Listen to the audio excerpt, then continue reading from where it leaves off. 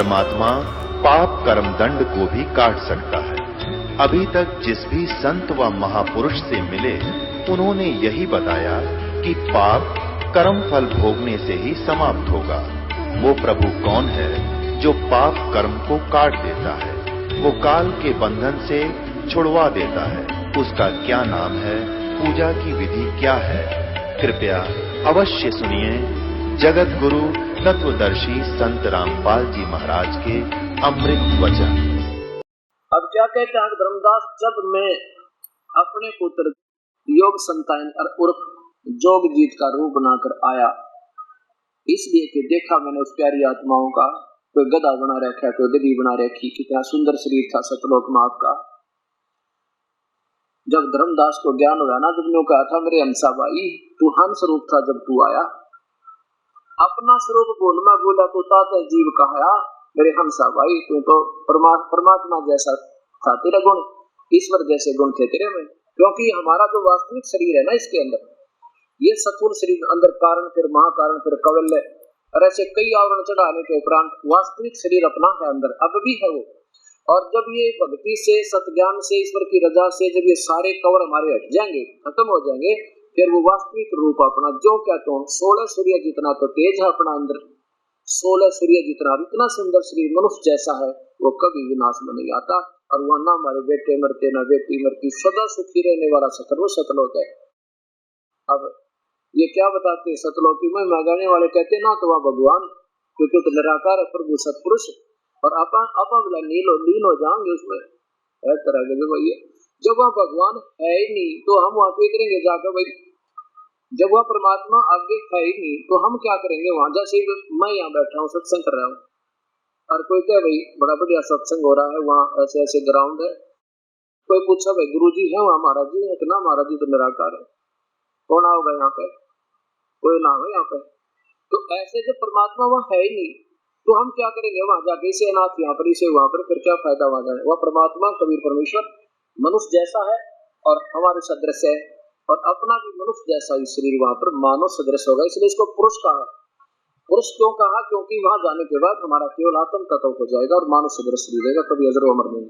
यानी वही गुण आत्मा वही परमात्मा में मिलते जुलते काफी, लेकिन वो परमात्मा शक्तिशाली ज्यादा है, उसका करोड़ सूर्य मिला के करोड़ चंद्रमा, ऐसा एक रोमकूप का सूर्य तेज भी ज्यादा है उस परमेश्वर का, इसलिए थोड़ा सा आत्मा और परमात्मा में इतना अंतर है। अब परमात्मा कहते हैं कि धर्मदास जब मैं तपस्या जहां पर वो 1 लाख प्राणी बोने जा रहे थे, मैं खड़ा हो गया के मैंने मेरी कृपा से वो जलन जो थी, वह आंख जो गर्म लग रही थी उन प्राणियों को वो बंद होगी। तपस्या तो जलती रहती है, जैसे आपने देखा होगा कांगड़ा में एक ज्वाला जी बोले वो आप लो जड़े जा, और वहां भी ऐसे ही वो काल का जाल है। तो वहां क्या हुआ कि मेरे जाते ही वो जितने भी प्राणी वहां तड़प रहे थे, क्या करता है ये काल, जैसे सारे जीवन में कोई खट्टे मीठे पदार्थ सुल्फा सिफीम अफीम खाकर और जो भी नाना प्रकार के चटपटे भोजन खाते हैं, तो इसका एक तत्व इस स्थूल शरीर पोषण के उपरांत सूक्ष्म शरीर के ऊपर लिप्त हो जाता, जमा हो जाता, बहुत बुरी सफंज की तरह, और उसको ये 1 लाख प्राणियों का माल वहां उस गंध में निकालता है काल, और उसको ये तो तड़प रहे होते बुरी तरह आवाज मतलब बेहोश हो जाते हैं तड़प तड़प कर, और काफी देर को समय निहित किया, उसके बाद वो सब अपना माल छोड़ के और वो फिर कर्माधार पर जो के तो धर्मराज के पास आ जाते हैं, और उस माल में फिर वो काल खाया करे। ऐसे 1 लाख प्राणियों का रोज आहार करता है। जीव मरता नहीं है, लेकिन मरने से भी गुंडी दुर्गति। फिर गधेर को देखा महावीर जैन जी का जीवन वही, और आप जो साधना करे तो साधना नहीं कर सकते उस महापुरुष जैसे जो आज से कब प्रारंभ की होगी उसने। अब क्या है दास का कहने का कि कभी परमात्मा बता रहे कि मैं जब वहां पर खड़ा हुआ ना, मेरी कृपा से वो जलन बंद होगी, सब जीव बैठ गए तपस्या के ऊपर नो के नो, उनको कोई दर्द नहीं हो रहा था। तो मेरे से कहने लगे हे परमेश्वर हम कौन से कर्म का दुख भोग रहे हैं, उन्हें सोचा ये भगवान होगा जो हमने हमारा जो सही मान ले, क्योंकि यहाँ कर्म के दुख ने सब माने, विद्वान पुरुष तो सब मानते भी कर्म का दंड है। तो कहने लगे प्रभु हमें कौन से कर्म का दंड है ये जो हम इतनी बुरी तरह तड़प रहे हैं। तो परमात्मा बोले ये बिना भाग का दंड है भाई, तरह बिना कर्म का दंड है तुम्हें, ये वो दंड है तुम मेरे से बिछुड़ कर आए थे, इस काल के ऊपर आसक्त हुए थे, ये दंड है बेटा तुम्हें, यो नहीं, ये सारा दंड ही इस कारण से। फिर सारी कथा सुनाई परमेश्वर ने, बेटा तुम मेरे पास रहा करते, अरे देख लो जिसको तुम अव्यक्त कहा करते ना, निराकार है निराकार है, अब दिखाऊंगा तुझे तुम्हारा निराकार भगवान तुम्हें खाने के लिए आओगा। और उसमें कहते हैं कि देखो बेटा तुम कितनी साधना करते थे, आप कौन थे मध्यवेदी, आप कौन थे मैं त्रिवेदी, और तू कौन था मैं चतुर्वेदी, और मैं गीता का पाठ करने वाला, मैं वेदों का ज्ञाता, मैं धर्म क्रिया करता, मैं ऐसे करता था, मैं वो पूजा करता था, मैं तो दूसरे किसी का बुरा नहीं किया, और फिर भी आप यहाँ क्यों आए? अब पता नहीं भगवान, तब सारी कहानी बताई बेटा, केवल इस उद्देश्य के देश ने सब ये जंजाल फैला रखा, अपने तीनों पुत्रों के द्वारा ब्रह्मा शरीर बनवावे, विषय वासना पैदा करके, और विष्णु जी सती थी रखा आपकी, यहाँ पर एक दूसरे में मोह ममता फंसा के अंतिम सांस तक यही मर जावे, इनको कोई चिंता दूसरी सूझे नहीं। और शिव जी संहार करके 1 लाख रोज यहाँ भेज देता बेटा। तब वो कहते हैं परमात्मा हमने तो निराकार मान के इसी की भक्ति की थी, वेद पुराण क्या समझाई, और इन्होंने सब इसी निराकार की तरफ संकेत किया। परमात्मा बोले भाई तुमने वेद ना समझ में आई, तुम्हारे वेद को साकार बताते, पर तुम्हारे जो संतों ने ऋषियों ने जो सोचा वो गलत सोच कर अपनी थ्योरी बनाकर निराकार सिद्ध कर लिया, वो निराकार नहीं, अब दिखाऊंगा तुम्हें वो साकार में है। तब वो कहने लगे सभी पुरानी परमात्मा हमने छुटवा ले, हम जिंदगी भर मोह नहीं करे इस काल के लोग की तरफ। कहने लगे बेटा ऐसे नहीं कर सकता मैं, हमारा एक संविधान है कि आप जो है नीचे जाओ, जब कब मानव शरीर मिले ना तुम्हें, तब मेरा कोई संत मिल जाए या मैं आऊं और ये सत्ज्ञान आपके सामने होगा, सबसे न्यारा होगा और बिल्कुल यथार्थ होगा, सब शास्त्रों पर आधार होगा। जब मेरा कोई संत मिल जाए उससे तुम उपदेश ले लेना, और वो जैसे बता बैठ कर भक्ति करना, और फिर मैं जानू ये काल जाने बेटा अपनी भक्ति करवा कर तुमने फिर वापस ला सकता हूँ, तुम बहुत ऋणी हो गए उसके। ऐसे नहीं, जब तुम जाए धरो नर देहा, तब तुम करना मम सत्य शब्द स्नेहा, मेरे सत्य शब्द पे तो सच्चे नाम पर पूरा विश्वास करके जाग करना, जो मैं तुम्हें ले आऊंगा। तब उन्होंने कहा है परमात्मा अब के नहीं बोलेंगे। कबीर साहब बोले वहां तो तुम वकील बन जाते हो उस काल दूत के, इस काल के विज्ञान पर गलती इन दूतों के, संदेश वाहकों के, और मेरी एक नहीं सुनते बेटा।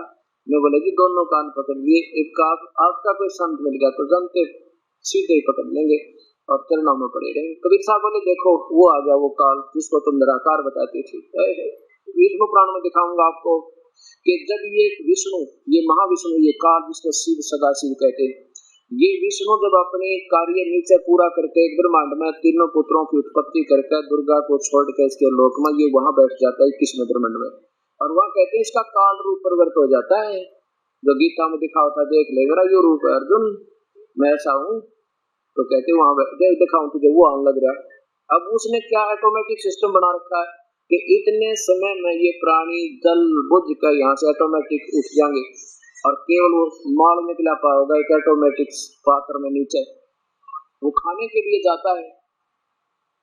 तो उसने जब देखा कि देखो बेटा वो आ रहा है वो काल, देखा तुमने वो आ रहा वो है वो काल, तुमको निराकार बताया करते सारे, अब देखो ओछा माथा, काली सूरत, लंबे दांत, अब ये 1000 भुजा भी दिखा सकता है और 2 में भी रह सकता है, ये सिद्धियां होती है। उसने देखा कि वो आ रहा 2 भुजा, वो सामने काल है, अरे तुम जाओ यहाँ पे मेरी इसकी वो है बात। अब वो सारे प्राणी तो परमात्मा ने अपनी शक्ति पे भेज दिए, अपने कर्माधार पर कोई भूत बना चाहे गधा बना चाहे देव बना चाहे महादेव बना चाहे राजा बनो। अब उधर से काल जब आया सामने देखा जोगजीत रूप में खड़े भगवान को, अब उसी जोगजीत रूप में परमात्मा ने उसको निष्कासित किया था वहां से 21 ब्रह्मांड समेत सतलोक है। तो वो काल बोला कि जोगजीत पहले तो ये बता तू आया किस लिए, मेरी इजाजत बिना तू मेरे लोक में क्यों आया, और वहां तो तूने मुझे मार निकाला मोही जोगजीत ना छोड़ूं तो ही। पहले तो मैं बोला तू मुझे कोई आदेश है परमात्मा का तो वो बता दे, और फिर तो न गढ़ूंगा गिर के। जोगजीत क्योंकि परमात्मा को अपना भाई समझ रहा था जिसने उसको ईश्वर आदेश उसी रूप में आके निकाला था। तो कबीर साहब कहने लगे, मैं बोला भाई मैं उस कबीर परमात्मा ने मुझे जाऊं अपना डबल रोल करके, मैं पूर्व पिताजी ने भेजा हूं और नीचे जाऊंगा ब्रह्मंडों में, तेरे 21 ब्रह्मंडों में 20 में, और तेरी पोट पाड़ के आऊंगा, ये बताऊंगा कि भगवान नहीं जिसको तुम निराकार मान कर वेद और गीता के आधार पर आधारित हो बैठे, ये तो काल है। असली परमात्मा कोई और है, पूरा प्रमाण देकर दिखाऊंगा उनको, सब अपनी शक्ति से नाम दूंगा, सच्चा नाम, और तेरे जाल से निकालूंगा मैं, ये आदेश देकर भेजा है मेरे को पिताजी ने। अब अच्छा डट जा, पहले तुझे मैं ठीक करता हूँ। अब कहते हैं कबीर साहब कहते हैं धर्मदास मेरे ऊपर ऐसे ऐसे झपटा ये काल जैसे बाज झपटा कर चिड़ी पर, और फिर मैंने भाई वो सच्चा नाम सेवन किया श्वास के द्वारा। एक सत्ता नाम सतनाम है, वो श्वास से सेवन होता है, हम आपको देंगे जो हमारा उपदेशी होगा। उसके अंदर इतनी शक्ति है कि अगर आपके ऊपर किसी प्रकार की कोई चाहे देव बला हो चाहे महादेव बला हो चाहे किसी प्रकार की आपत्ति सेवन कर लियो, ढूंढ ही नहीं पाए। हमें याद दिलाने के लिए परमात्मा कहते हैं कि वो सिमरण किया भाई मैंने, और सिमरण करके उसका ऐसी हालत होगी मेरे चलना में गिर गया और पड़ा पड़ा तड़पा जैसे पक्षी की पंख कट जाती है, विवश हो जावे और उस पर हल्ला टहला ना जावे। जब जान गया वो काल की तरह से प्रबल शक्ति है, इसके पास कोई सदस्य शक्ति है प्रभु की, कहने लगा मेरे चरण पकड़ लिए और रोए बैठे नहीं डटे, रुदन मचा दिया। मैं आपका तो मेरा बड़ा भाई, मैं तेरा छोटा भाई, छोटे तो गलती करते हैं, बड़े अक्षमाई क्या करते हैं, माफ कर दो माफ कर दो। फिर मैंने कहा माफ कर दिया, अब कैसे नहीं, वचनबद्ध हो जाओ, मेरे एक दो काम है, एक दो मेरी कमी है मेरे लोक में, वो भी पूरी कीजिए बबू, मैं तो आपको भगवान पिताजी जैसा मानता हूँ। काल कहता है ज्योत नरेंद्र पड़ा पड़ा। कबीर साहब बोले, मैं बोला भाई ठीक है, मांगते मांगे, कैसे नहीं, वचनबद्ध हो जा जोगजीत, वचनबद्ध हो जा। कबीर साहब बोले वो हो गया वचनबद्ध, बोल क्या मांगता है। फिर बैठ गया, बैठ के आने बोला एक काम करियो, आप क्या करोगे, नीचे जाके, नीचे जाऊंगा भाई, सारी कहानी बताऊंगा, सतलोक की सारी कथा सुनाया करूंगा और सबको अब सच्चा नाम देकर तेरे जाल को छुटवा दूंगा। मैं बोला अभी तो मैं आया हूँ और अभी तो मुझे भूख लगती है, आप एक काम करियो, 3 युगों में जीव मत ले जाना, सतयुग त्रेता द्वापर में, और जब चौथा युग आवे ना कलयुग, फिर कितने जीव ले जाइए, फिर मुझे कोई आंट नहीं। और एक काम करियो, आप अपना ज्ञान दियो, हम अपना ज्ञान देंगे, आपका तो ज्ञान स्वीकार कर ले आपका, मेरा ज्ञान स्वीकार कर ले मेरा, ये और दया कर दियो। अच्छा भाई और बोल, 2 शर्त और रखी, वो भी दे दी, और बोल के मांगे। वैसे कबीर साहब बोले तथास्तु, दे दी भाई। आपके मन में ये शंका होगी कि भगवान जानी जान थे तो उसको 3 युगों में राहत क्यों दे दी, थोड़े जीव ले जाने की और चौथे युग में गणे ले जाने की। अब प्यारी आत्माओं, परमात्मा अनजान नहीं है, वो सारा जाने, और उनको ये भी मालूम था कि क्या मांग सकता है ज्योत नरेंद्र, ये बालक, उसके सामने बालक है। ये आपको दिखाऊंगा सामवेद और ऋग्वेद के अंदर युवा कबीर माने समर्थ कबीर, और बाकी ये देवता, ये महादेव और ये ब्रह्मा, ब्रह्म पर ब्रह्म, ये तो बालक और वर्ग, ऐसी स्थिति। युवा माने समर्थ, जो सारे काम करने में समर्थ हो, और बालक और बूढ़ा सब कार्य नहीं कर सकता, इसलिए परमात्मा ने उस पूर्ण ब्रह्म की सतपुरुष की युवा कबीर नाम करके महिमा की। तो कबीर साहब को मालूम था ये क्या मांगेगा कि 3 युगों में जीव ये भक्ति नहीं करे सतलोक की। क्यों नहीं करे कि सतयुग में इतना सुख हो इस प्राणी को, लाखों वर्ष की उम्र होती है, और पत्नी से पहले पति नहीं मरे और बाप से पहले बेटा नहीं मरे, और बड़े स्वस्थ शरीर, बड़ा शुद्ध वातावरण और सबकी समाधियां लगती हैं, ऊपर ध्यान लगाते हैं, कोई ब्रह्मन देख रहा, कोई कीटो घूम रहा होता है, सीधी आकाश में उड़ जाने की, क्योंकि उस समय उपन कर्मी प्राणी पिछले संस्कारी हंस आते हैं, तो कोई भक्ति ना करे। ऐसे त्रेता में, फिर द्वापर में, अब कलयुग में के बने हैं कि पिछले पुण्य संस्कार तो खत्म हो रही, आपके भक्ति वाले जो ज्यादा थे वो तो खत्म होगी, ना कुछ सिद्धि रही, ना कुछ रिद्धि रही, ना कुछ ऊपर उड़न की शक्ति रही, और भक्ति सारी शास्त्र विरुद्ध होगी। और फिर आपके ऊपर जो कर्म दंड आएगा, 3 भगवानों की भक्ति से ठीक नहीं हो सकता, तो सिर पटक लियो, क्योंकि ये कर्म से कम जाता, कर नहीं सकते। और परमात्मा कहते हैं कि मैं जब आऊंगा ये अपना दास भेजूंगा, उसको शक्ति दे दूंगा, अंतिम तो उनके काम सरेंगे, जो सिद्धि नित्य नाम ले लेगा। और फिर आप जान जाएंगे भगवान कैसा होता, फिर एक ज्ञान निर्मल होगा जो सबसे घन होगा। और कलयुग में परमात्मा जब भेजते अपने संदेश वाहक को कि ये सब दूत जो काल के आके अपनी अपनी व्याख्या कभी फाइनल कर देते हैं, परमात्मा की परिभाषा लिख कर छोड़ देते हैं कि ये है भगवान, और फिर वो परमात्मा अपनी सत्य ज्ञान का ढोल पीटता है, और फिर सबको वो कलम बंद करके उनके हाथ बंधवाया तो परमात्मा ने, और सबको चुप करवा दिया। अब ये प्यारी आत्मा सब समझ जाएंगी भगवान कौन है और कैसा है, क्या परिभाषा है उस परमेश्वर की। तो परमात्मा कहते मैंने सारा बेरा था, मैं बालक नहीं हूँ, इसलिए इसको 3 युगों की छुट्टी दे दी। चौथे युग में बेटा मैं देखूंगा फिर तुझे। इसने ये सोचा था कि चौथे युग में ये भक्ति योग रहे नहीं गए, 4 तो मजहब बना दिए और 25 पंथ बना दिए। एक भगवान शास्त्र, एक दिन की नैना व्याख्या, घुमा कराकर सारे कहते ज्योत निरंजन, घुमा करा कर प्रकाश देखो, ज्योत देखो, हरदम में पहुंचो, फलाना पहुंचो, और परमात्मा आकार में, और ये बताओ उसको निराकार। तो इससे सिद्ध हो गया कि ये सब बेसलस कथाएं बना के अभी तक दंत कथाएं बनाई सुनाई हमारे को। इंसानों समाज में रह कोई बालक नहीं, सारे समझ जाएंगे, ज्यादा से ज्यादा 2 वर्ष लगेंगे, ये सब समझ जाएंगे हम कहाँ खड़े थे। तो ये सोच कर परमात्मा ने ऐसा सोचा था। तो फिर ये कबीर साहब बताते हैं कि जब ये सारी इसने मांग दी ना भिखारी ने, मेरे तो सारी डिमांड पूरी होगी, फिर दीदे का दे, फिर आंख बदल गया, कहने लगा क्या करेगा जोगजीत, बेच सकता, तेरी कोई नहीं मानने वहां पर, मैंने सबको उल्टे रास्ते लगा रखे अपने दूध बेच बेच के। आप कहोगे सतपुरुष है वो कोई और भगवान है, तेरा सिर फोड़ेंगे। और मैंने 12 नकली संत भेज रखे हैं समाज में, और सब ने तुम्हारी महिमा गा रखी है, सतलोक है, सतपुरुष है, सचखंड है, सिर्फ सुनी सुनाई बातों से। और फिर वो नाम सारे गलत देंगे, मेरे पास आओगे, एक भी बार नहीं जा सकता। और तुम जाओगे ना जब तुम्हारे दूध को तेरा संदेश भाग जाएगा तुम्हारा, उस समय तो करोड़ों की संख्या में एकत्रित कर चुके होंगे वो, और सबको गलत ज्ञान में इतना रंग देंगे, उसका दुश्मन बना देंगे। तेरा संदेश भाग कहेगा ये साधना ठीक नहीं थी, अब जा कर ले तू क्या करेगा। क्या बोला, दवा 10 पंथ करूं मैं साजा, नाम तुम्हारा ले करूं आवाजा। दवा 10 पंथ नाम जो ले ही, सो हमरे मुख आन समोही। 12 पंथ चला दूंगा नकली, और 12 दूत भेज दूंगा, और वो महिमा गाओगे ऊपर सतलोक, कान दबा के आंख दबा के देख लो, बस ये साधना है। नाम 5 गलत देंगे, क्योंकि काल परमात्मा ने मना किया, 5 का नाम काल के भाई, ये 5 नाम काल के ही बिल्कुल पार नहीं हो सकता। फिर क्या बताते हैं, दवा 10 पंथ करूं, काल बोला 12 पंथ चलाऊंगा, और नाम तुम्हारा ले करूं आवाजा। ऊपर सतपुरुष है, वो तो है नहीं, निराकार है। और फिर 10 पंथ नाम जो ले, वो मेरे मुख आन समोही। इन 12 पंथा में जो नाम देंगे ना, वो सारे मेरे मुंह में होंगे, बाहर जा नहीं सकते, कर लिए क्या करेंगे। और फिर कबीर साहब फिर कहते, प्रथम अंश हमारे जाई, पीछे अंश तुम्हारा आई। ये 600 वर्ष पहले की वाणी बोल रहा हूँ आपको, जो सुना रहा हूँ कबीर साहब की, आज की नहीं है, जो परमात्मा आज लिख कर गए थे, और आज वही हो गया।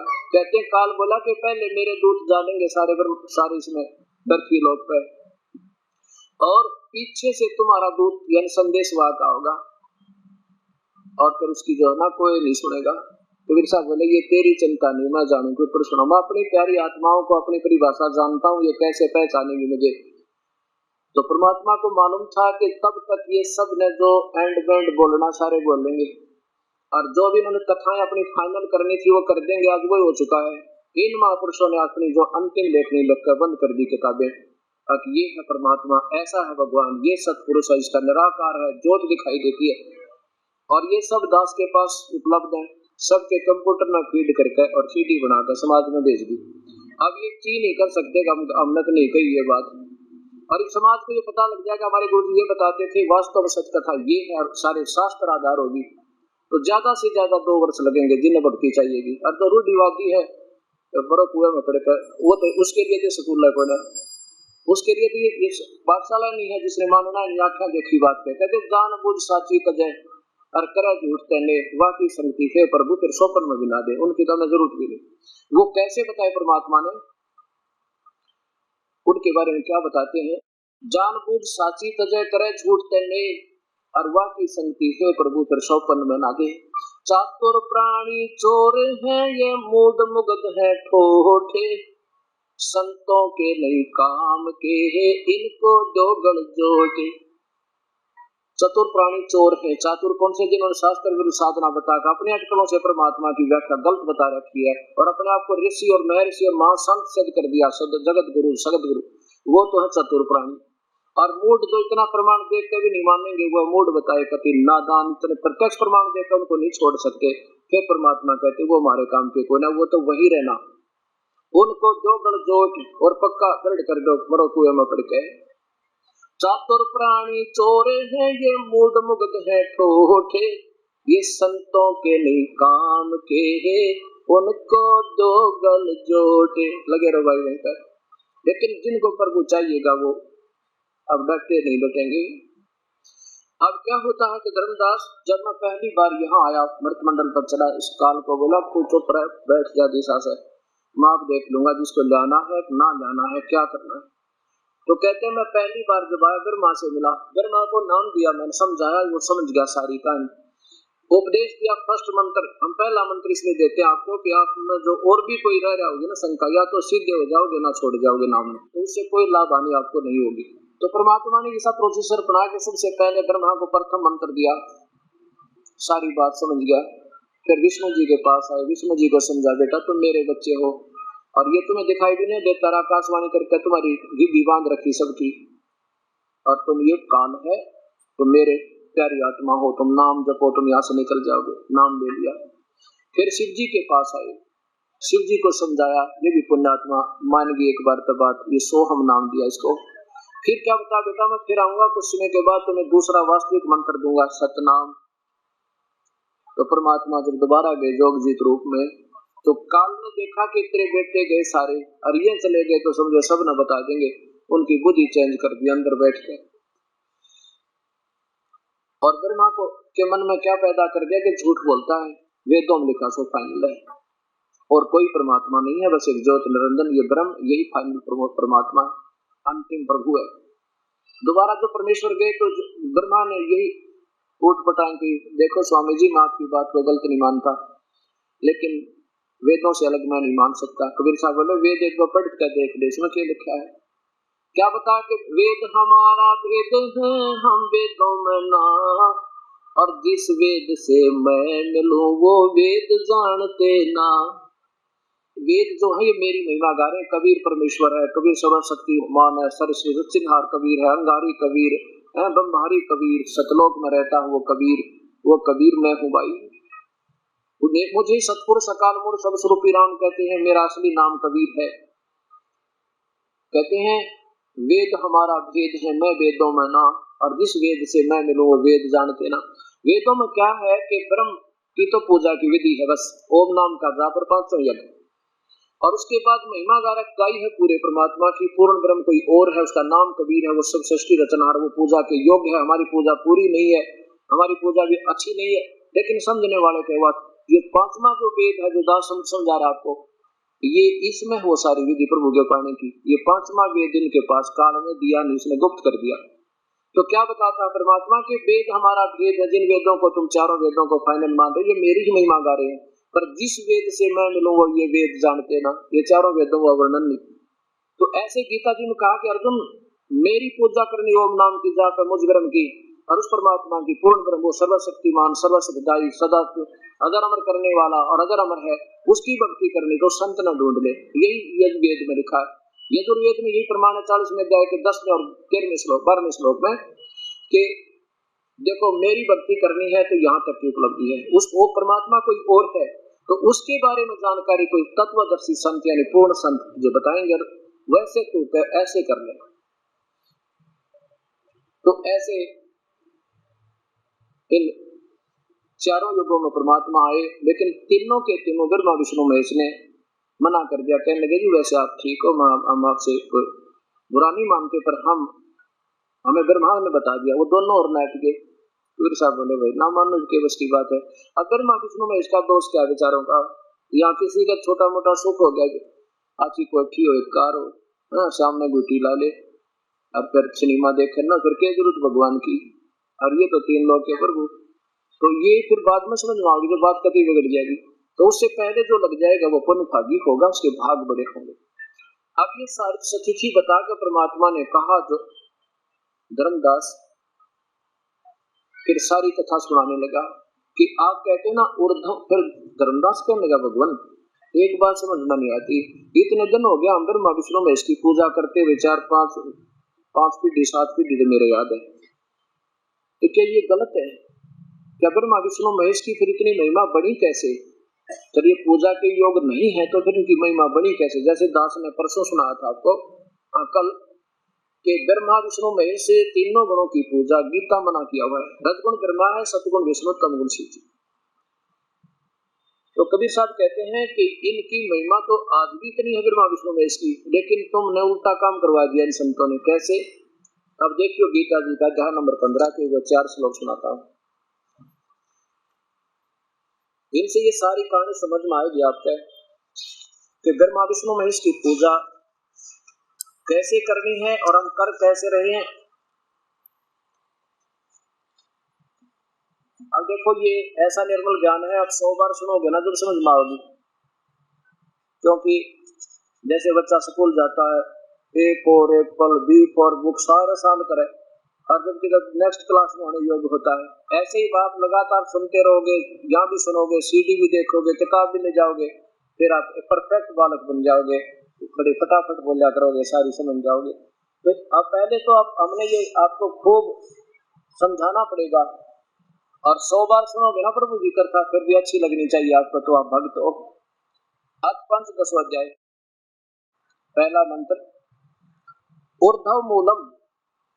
ऊर्ध्व मूलम ऊपर को जड़ वाला, ऊर्ध्व माने ऊपर को, आदि पुरुष परमेश्वर को समझो, जड़ है उस परमेश्वर की, मूल है ऊपर को, वो तो पूर्ण परमात्मा को समझो, जड़ है संसार रूपी उल्टे लटके हुए वृक्ष की।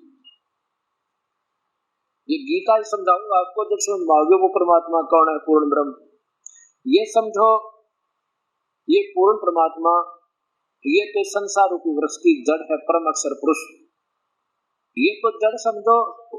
ऊपर कहते हैं आदि पुरुष परमेश्वर मूल वाले, ऊपर को जड़ वाला पूर्ण परमात्मा वाले, और नीचे को शाखा। काल ने ये तना और ये दार बंद कर, इसको नहीं ज्ञान नहीं बताया, केवल तीनों गुण रूपी शाखा, रजगुण ब्रह्मा, सतगुण विष्णु, तमगुण शिव जी रूपी शाखा वाले इस उल्टे लटके हुए संसार के वृक्ष को, पीपल के वृक्ष को समझो अविनाशी कहते हैं, अर्थात ये संरचना है उस परमेश्वर की। ऊपर को जड़ तो पूर्ण परमात्मा समझो। आदि पुरुष परमेश्वर मूल वाले, अधः शाखा माने नीचे को शाखा वाले, इस संसार रूपी पीपल के वृक्ष को अविनाशी कहते हैं। वेद जिसके पत्ते कहे, और उस संसार रूपी वृक्ष को जो व्यक्ति, जो संत मूल से लेकर जड़ से लेकर और सब तना और दार और टहनियों को पत्तों तक बता देगा, वो तत्वदर्शी संत है। तत्व से जानता है स वेदविद, वो तत्वदर्शी संत है, वह वेद के तात्पर्य को सही जानता है।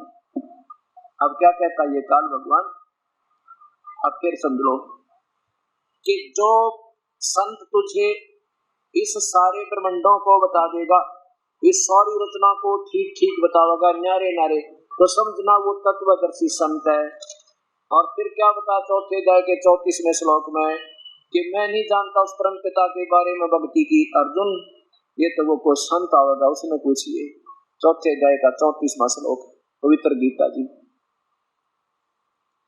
उस ज्ञान को, उस परम पिता के ज्ञान को उन तत्वदर्शी संतों के पास जाकर समझ, उस ज्ञान को तू तत्वदर्शी ज्ञानियों के पास जाकर समझ, उनको बड़ी भांति दंडवत प्रणाम करने से और कपट छोड़कर उनकी सेवा करने से, वह तत्वदर्शी संत संता पूर्वक प्रसन्न करने से परमात्म तत्व को, उस परमात्मा के वास्तविक ज्ञान को भले भांति जानने वाले ज्ञानी महात्मा तुझको तत्व ज्ञान का उपदेश करेंगे। मैं नहीं जानता उस परम पिता के बारे में, और फिर कौन है वो तत्वदर्शी? इसका 15वें अध्याय के पहले में फैसला कर दिया कि जो इन ब्रह्मांडों का पूर्ण जानकार हो, जड़ से लेकर टहनी क्या है, तना कौन है और ये कौन है, अगर ये कोई बता दे तो समझो वो तत्वदर्शी संत है। वो कैसे बताएगा? वो कबीर परमेश्वर आएगा, वो बताएगा।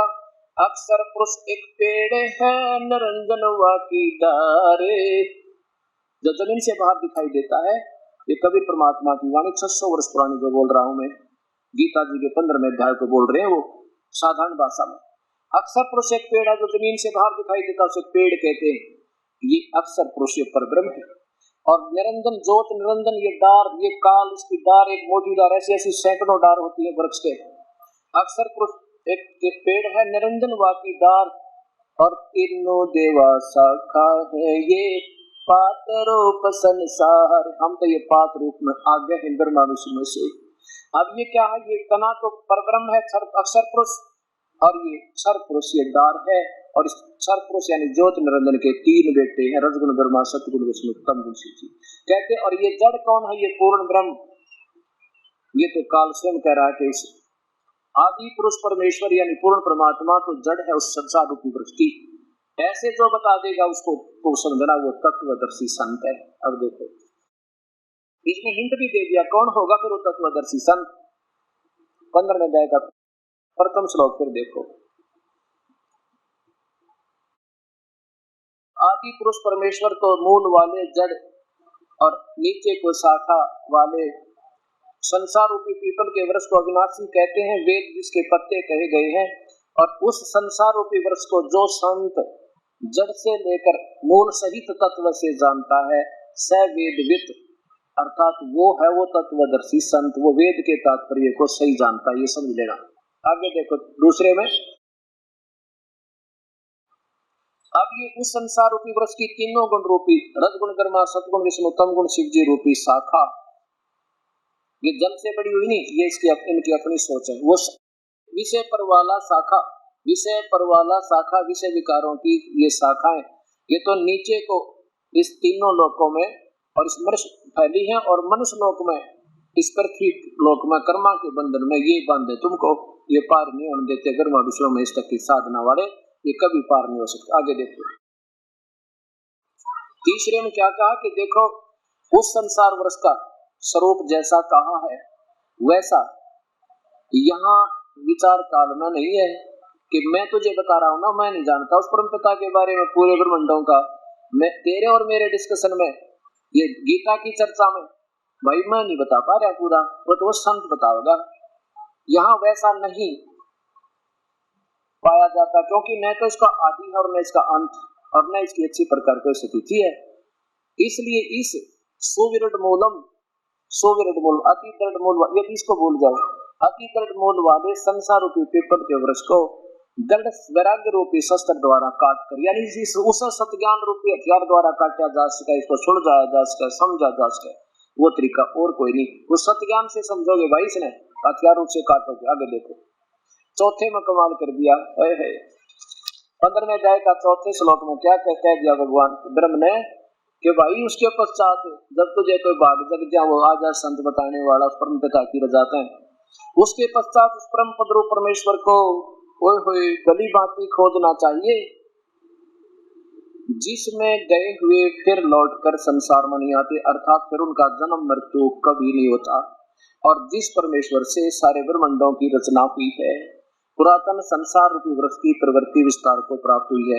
और उसी आदि पुरुष नारायण की मैं शरण हूँ। गीता बोलने वाला भगवान कह रहा है मैं भी उसके अधीन हूँ, वो मेरा मालिक है, मैं उसका भिखारी हूँ, मैं उसके अधीन हूँ। इस प्रकार दृढ़ निश्चय करके उसी की परपदे माने पूजा करो। अब निधि ध्यान जो भी हो तो दास बताओगा कैसे भक्ति करनी, इनको क्या मिला, ये तो ठीक है सरलाट कर रहे हैं अपने हिसाब से। अब क्या बताया कि फिर देखो अर्जुन, फिर तेरे भाग जाग जाओ, तत्वदर्शी संत मिल जाए, फिर देर मत करना। उसके पश्चात उस परम पद रूप परमेश्वर को बड़ी भांति खोजना चाहिए, जिसमें गए हुए व्यक्ति फिर लौटकर संसार में नहीं आते, और जिस परमेश्वर से पुरातन यानी पुरानी सृष्टि की रूपी वृक्ष की रचना हुई है, प्रवृत्ति विस्तार को प्राप्त हुई, जिसने इसको रचा है, और मैं भी उसी परमेश्वर की शरण में हूँ, मैं उसका पुजारी हूँ। ये कबीर परमात्मा ही, अब दिखाऊंगा आपको, एक कथा सुनाऊंगा कल के सत्संग में। तो इस प्रकार से दृढ़ निश्चय करके उसी भगवान की भक्ति करना, मेरी नहीं। अब कहते हैं उसकी भक्ति करने से फिर जन्म नहीं होता। अपने बारे में बताते हैं अर्जुन, तेरे और मेरे तो बहुत जन्म हो दिए। चौथे अध्याय का और ये 5वां श्लोक देखो, ये देखो अर्जुन, तेरे और मेरे तो बहुत जन्म हो दिए। हे परंतु अर्जुन, मेरे और तेरे बहुत से जन्म हो चुके हैं, उन सबको तो नहीं जानता, मैं जानता हूँ। इति सिद्धम के काल तो जन्म और मृत्यु में है। अब वो कौन है, वो परमात्मा, उसके बारे में ये दास की ड्यूटी लाई परमेश्वर ने, और अब आपके सामने वो तथ्य आएंगे जो सारे के सारे हमारे पुरातन पवित्र शास्त्रों में खजाना दबा था, लेकिन आप तक वो पहुंच नहीं पाएगी। हमारे संतों की और इस काल की मेहरबानी रही, क्योंकि काल ने लिखा ब्रह्म गीता में कि मेरे हाथ में सब प्राणियों की बुद्धि है जो मेरे अंतर्गत है, और जब चावन में ज्ञान रूपी चांदना कर दूं, जब चावन अंधेरा कर दूं। ये भगवान खेल कर रखे ऋषियों की के बसाए मोड़ी आत्माओं की, इन संतों की जो वर्तमान में बैठे यहाँ पर, ये तो उसका जो कृपा पात्र हो गया, फिर ये काल हट जाएगा बुद्धि है। और फिर ये शास्त्र आपके उंगलियों पर टिप्स पा, हमारे बच्चा देख लो जो 4 साल हो गए नाम दिए, इनसे श्लोक नंबर पूछ लो, ये आपको बता देंगे उस श्लोक नंबर में क्या लिखा गीता है, क्योंकि इनकी बुद्धि से काल हट चुका है और परमात्मा का पंजा हो चुका है। और फिर देखना सारे शास्त्र आपको ऐसे लगेंगे परमात्मा ये कहाँ छुपे पड़े थे। और इस दास की मजबूरी होगी, क्योंकि मेरी ड्यूटी लाई परमात्मा ने, साथ में मुझे मालूम था कि मेरे जैसे दुखी बहुत है, इस प्राणी बहुत है प्रभु के चाहने वाले, मेरे से भी ज्यादा सैक्रिफाइस है, और उनको अब ये मार्ग मिल जाएगा। आज भी आत्मा तो ज्यों की त्यों है, कभी इतना भी अंतर नहीं इसमें। आज भी सर दे दी, शीश क्या देना, जैसे गुरुदेव के ऐसे करना। कैसे?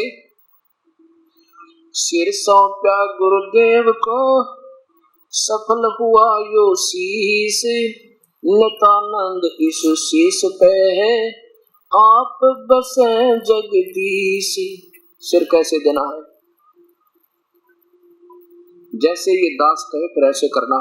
यदि आपने सफल भक्ति करनी है तो फिर डगमग मत होना, और फिर देखना आपका बेड़ा पार होगा।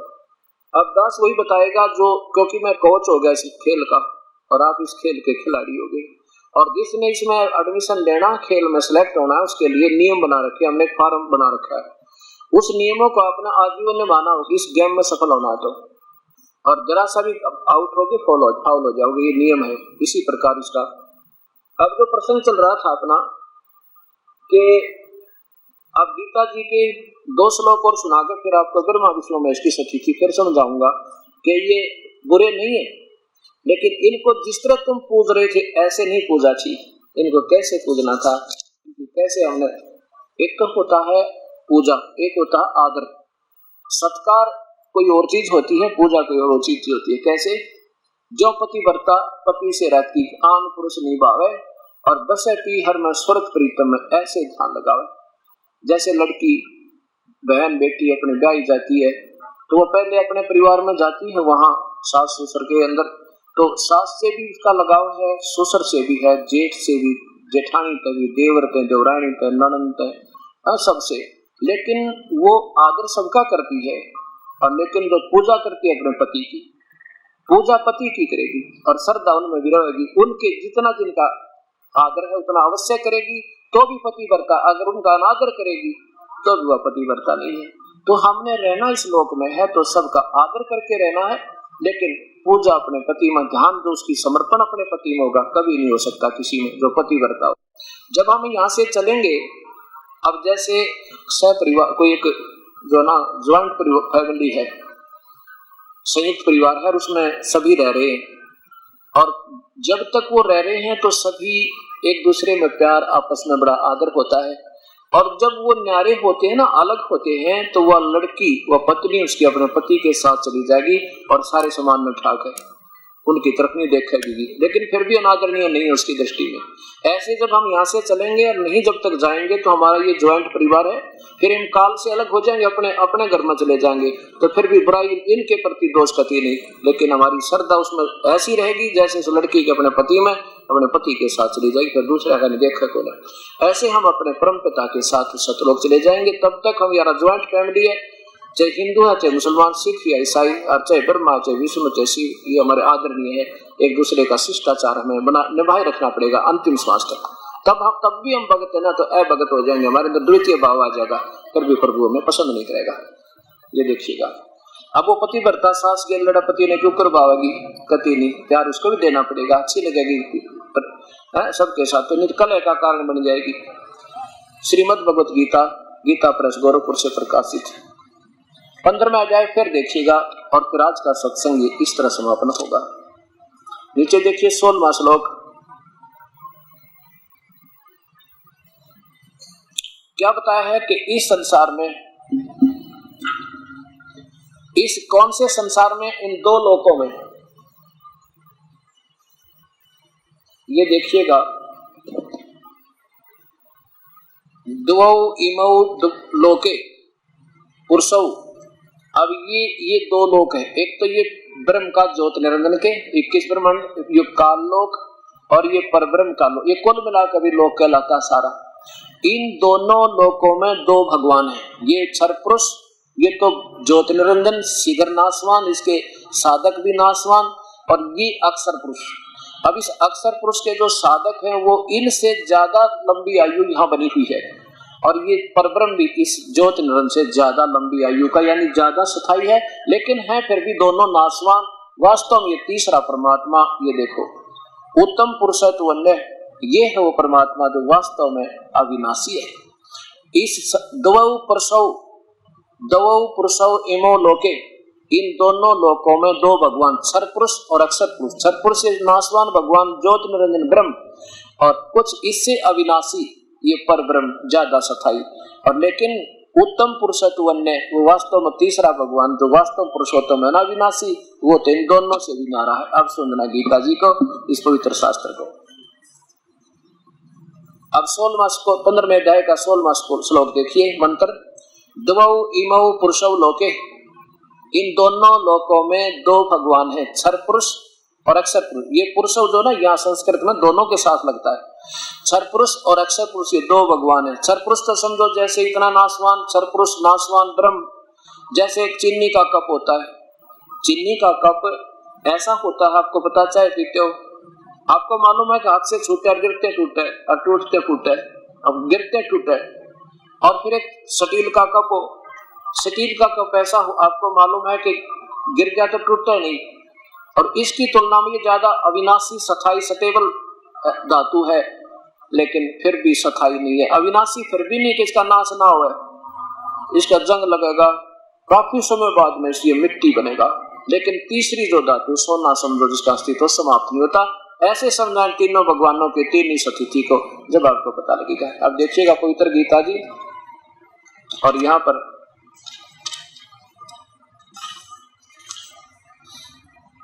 अब ये 15वें अध्याय का 16वां श्लोक। इस संसार में नाशवान और विनाशी भी दो प्रकार के भगवान लिखना था। पुरुष माने प्रभु होते हैं, दो भगवान हैं। इसी प्रकार इन दोनों के लोकों में ये जीवात्मा अविनाशी है, और दोनों के प्राणियों के स्थूल शरीर नाशवान है, ऐसा इसका कहना है।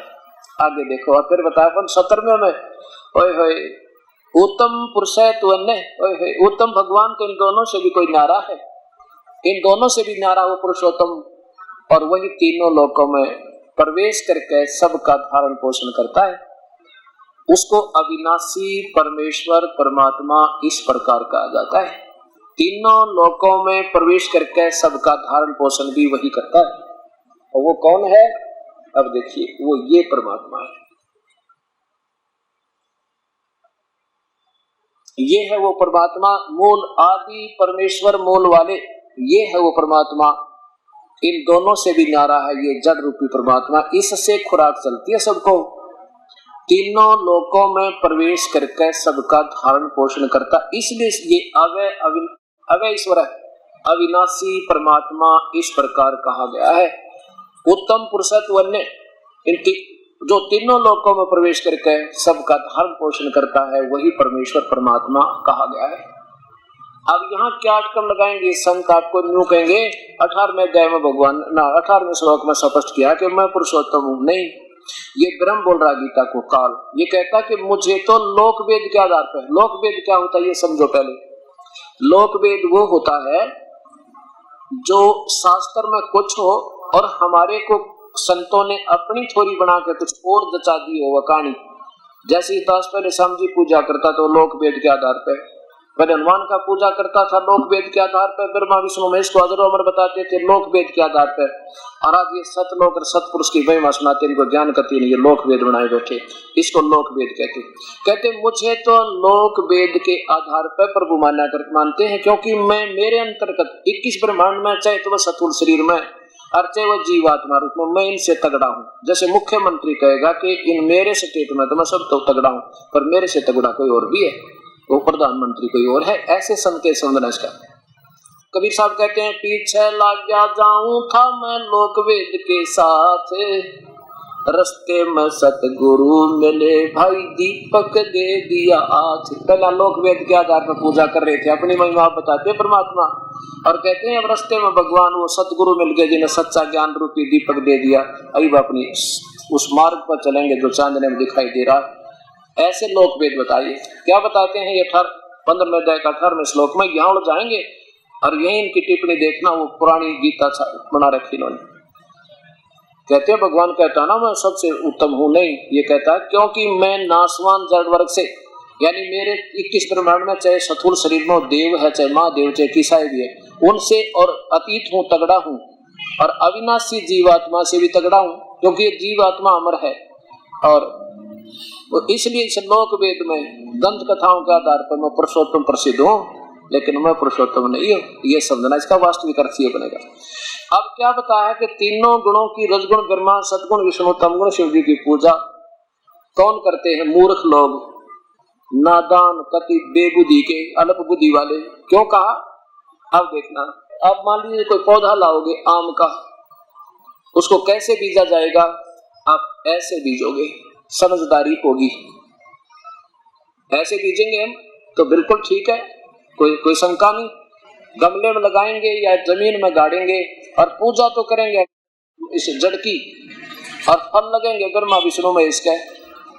अब फल तो ये टेन ही देंगे और कोई दे ही नहीं सकता क्योंकि हम तो यहाँ आगे हैं इनते। अब ये बताया एक कैसा दे सब सदे, ये सब साधे सब जावे। ये सब साध रहे हम ऐसे कर रहे पूजा, ब्रह्मा विष्णु महेश की भी, पितर की भी, श्राद्धा की भी, बरली भी, गुड़गामा वाली भी, बनभौरी वाली भी, आस पास गांव वाला बाबा भी। अब ये पूज रहे, आपने पौधे को उल्टा ठोक रखा, उल्टी जड़ तो छोड़ दी और टहनी पूजन लगे। क्या बताते हैं? एक साध सब सधे और सब साध सब जावे, माली सिंचे मूल को भाई फिर फले फुले गावे।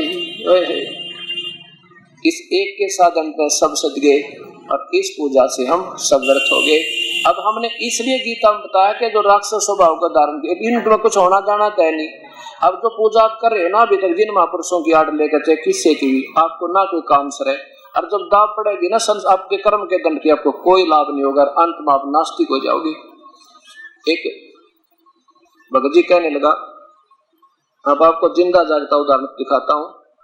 हम एक जगह सत्संग कर रहे थे, वहां एक भक्त का दान पात्र में एक पत्र मिला। उसने क्या बताया, अब आपके आगे पढ़ कर सुना दूं। अब जब तक हमें परम संत नहीं मिलेंगे तब तक हम अपनी अपनी अटकलों में अटके रहेंगे।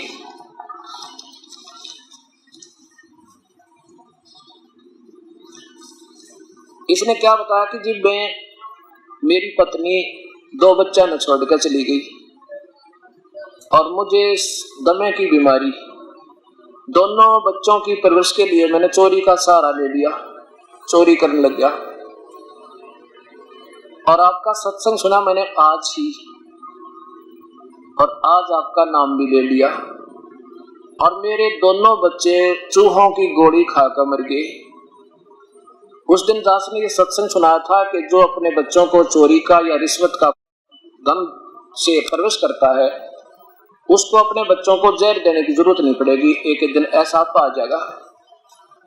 और वही परमात्मा के विधान से अपरिचित होने से आप लोग ये करते हो, क्योंकि ना मासा घटे ना तल बदे, जब तक उस परम पिता का सहयोग नहीं मिलेगा, वो तो घटा बता देगा परम पिता कबीर परमेश्वर, और किसी के वश का नहीं, कोई कर्म न काट दे। तो इसने अपनी आप बीती कथा सुनाई इस दास को, और इसको पत्थर हमने 2 दिन पीछे मेरा दान पात्र में पड़ा रहा था, पैसे काट दिया हमने। गुरुजी मैं एक बेबस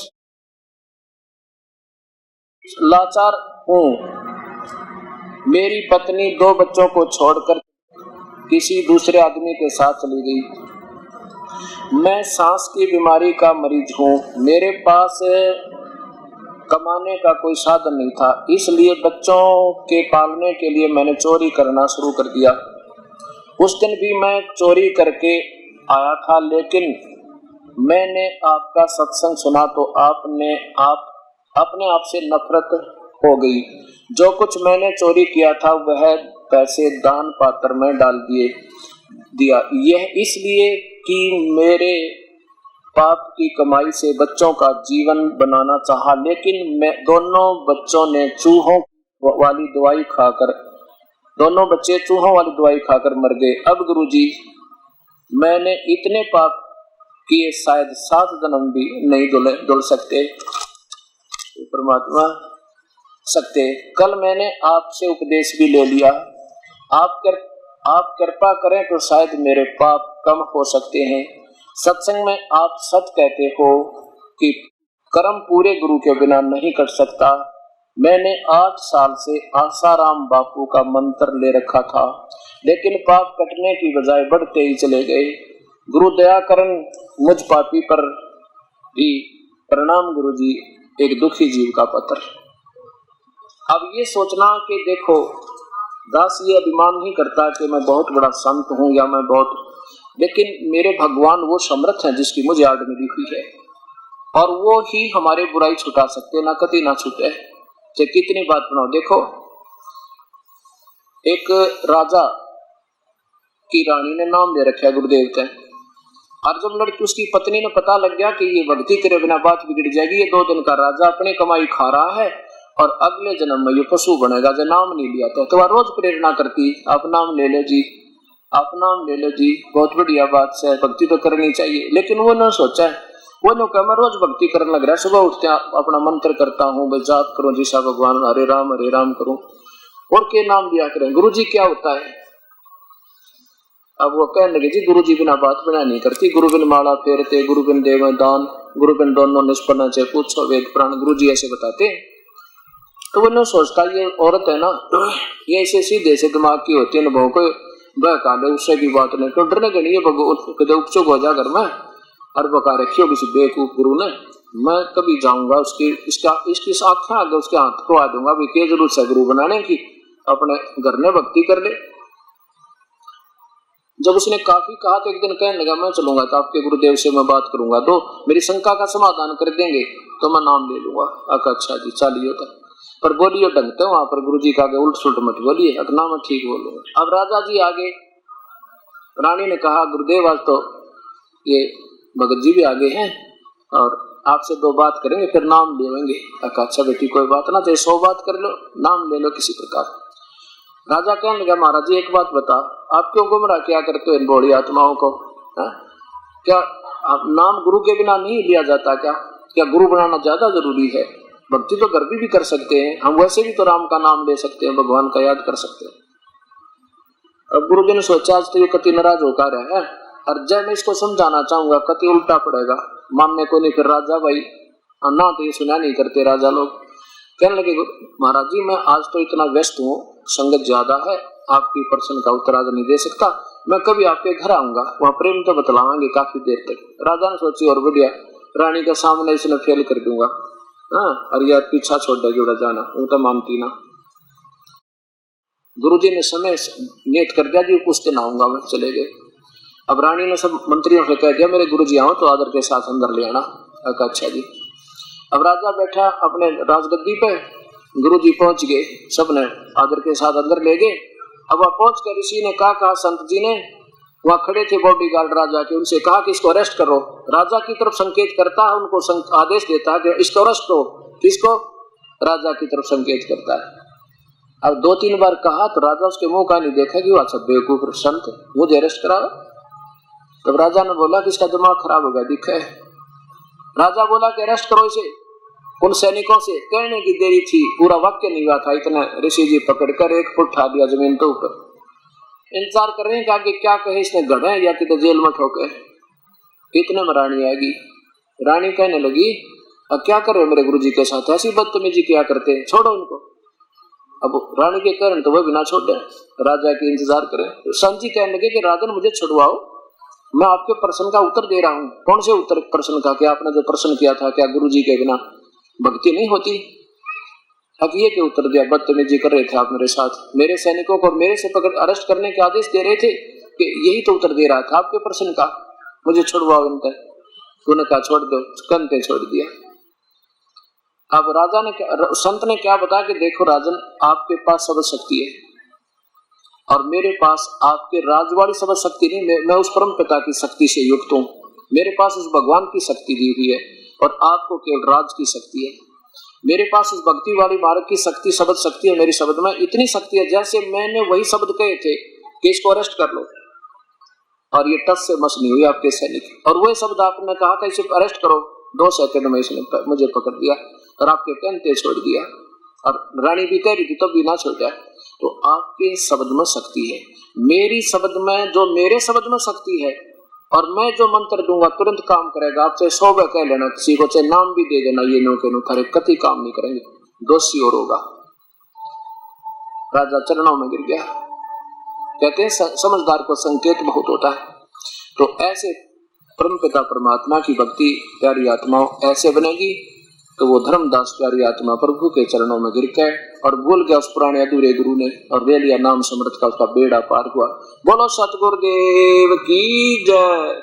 परमपिता परमात्मा पूर्ण ब्रह्म सारी सृष्टि के रचनहार कुल मालिक कबीर परमेश्वर की असीम कृपा से इस पवित्र नगरी जींद के अंदर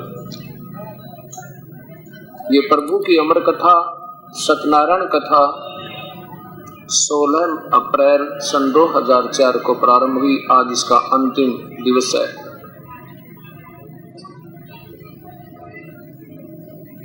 जिस पुण्यात्मा ने चारों दिन सत्संग श्रवण किया है, धन भाग है वो पुण्यात्मा जिसको परमेश्वर ने इतना शुभ समय दिया। ऐसे घोर कलयुग में ये प्राणी अक्षणिक सुख को पाकर परमात्मा से बहुत दूर जा चुका है, और जिन पुण्यात्माओं के अंदर आज भी प्रभु की कसक विद्यमान है, धन्य है उनके माता पिता जिनसे जन्म हुआ, धन्य है उनके शुभ संस्कार जिसके कारण परमात्मा उनके ऊपर मेहर बख्श रहा है। और ये युगों से छुपी हुई सच्चाई आज फिर पुण्यात्माओं के समक्ष इस दास के माध्यम से वो परम पिता अपनी प्यारी आत्माओं तक पहुंचा रहा है। वो परम दयालु, वो परमेश्वर सारी सृष्टि के रचनहार कुल मालिक कबीर साहिब या तो स्वयं आते हैं या मेरे जैसे दास पर मेहर करके अपनी प्यारी आत्माओं को अपनी शरण में ले लेते हैं। इस 4 दिन के सत्संग में दास का उद्देश्य रहा है कि ये निर्णय किया जाए कि वो परमात्मा कौन है जिसकी उपासना से मैं सर्व सुख, आत्म कल्याण, जन्म मृत्यु मोक्ष से मोक्ष और शाश्वत स्थान अर्थात सतलोक प्राप्त हो जावे। जिन पुण्यात्माओं ने 4 दिन ये सत्संग निष्पक्ष भाव से सुना है, ईश्वर को साक्षी रखकर, उनको ये तो पता लग गया होगा कि आज तक जो हमें ज्ञान प्राप्त था वो संपूर्ण नहीं था और उसका कोई शास्त्र आधार नहीं था। वैसे तो ये दास भी आपको बहुत कथा सुना सकता है, बिलनी और राम की, सुदामा और कृष्ण की, और बहुत से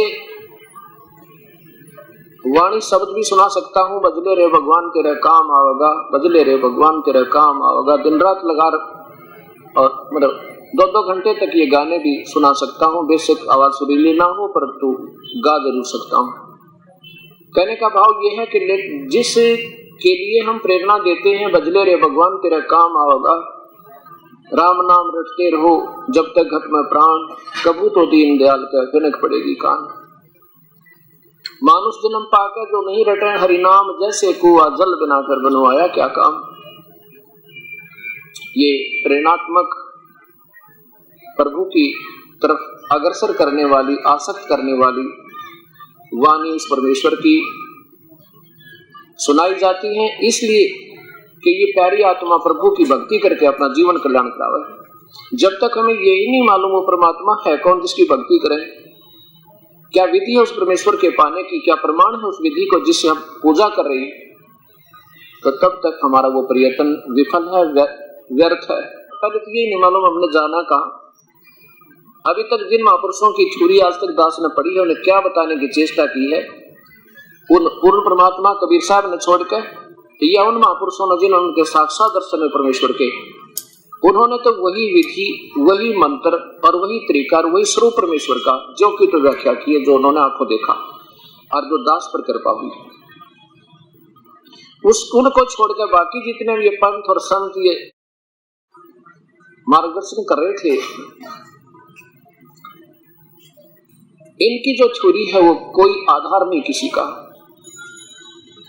सबने घुमा फिराकर वही ला छोड़ा जहां पर उस ज्योत निरंजन के ऊपर, उस काल के ऊपर वो अव्यक्त है, कोई का वो व्यक्त है, कोई आकार कोई निराकार बतावे, और फिर आखिर में प्रकाश और रोशनी और धवन उसकी धुन सुनना अंतिम उपलब्धि। ये तो वही बात होगी, घुमा फिरा के और वही रहट वाला बैल, तेली वाला बैल बने हुए थे हम।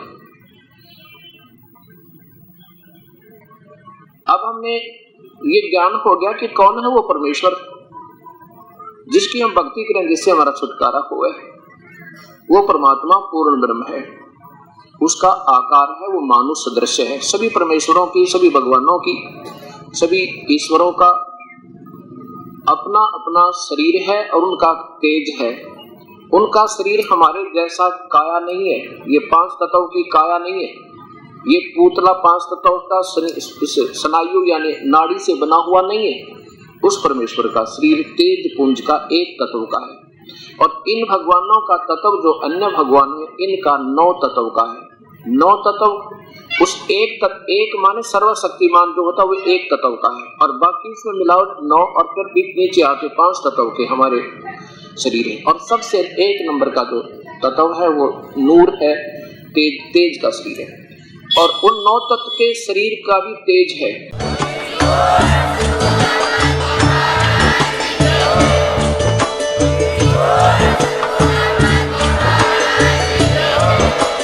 आप सुन रहे थे जगत गुरु तत्वदर्शी संत रामपाल जी महाराज जी के मंगल प्रवचन। अधिक जानकारी के लिए विजिट कीजिए हमारी वेबसाइट www.jagatgururampalji.org। संत रामपाल जी महाराज जी के शुभ आशीर्वाद से पूरे विश्व भर में 500 से भी ज्यादा नाम दीक्षा केंद्र हैं, जिन पर संत रामपाल जी महाराज जी द्वारा ऑनलाइन निशुल्क नाम दीक्षा दी जा रही है। अपने नजदीकी नाम दीक्षा केंद्र का पता करने के लिए संपर्क करें 8222880541।